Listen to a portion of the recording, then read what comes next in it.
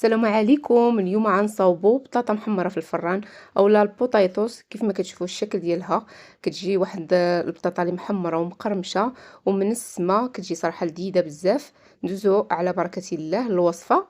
عندي هنايا بطاطا اللي نقيتها كيف ما كتشوفوا. الحجم ديالها يعني متوسط، ماشي بطاطا كبيره، كتكون واحد البطاطا اللي صغيره، ما كتكونش كبيره بزاف.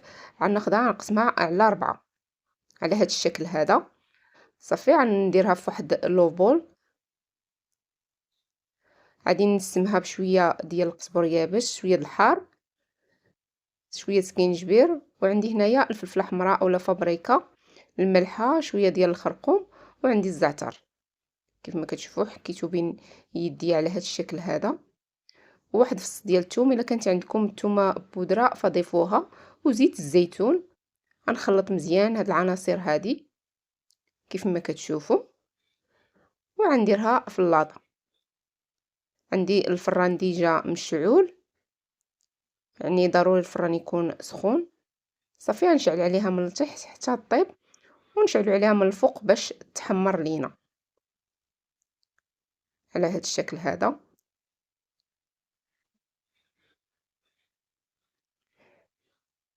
البطاطا ديالنا بعد ما تحمرات هذا هو الشكل النهائي ديالها، كتجي مقرمشه ومحمره. كنتمنى ان شاء الله الوصفه تنال اعجابكم وتجربوها، وبصحه والراحه.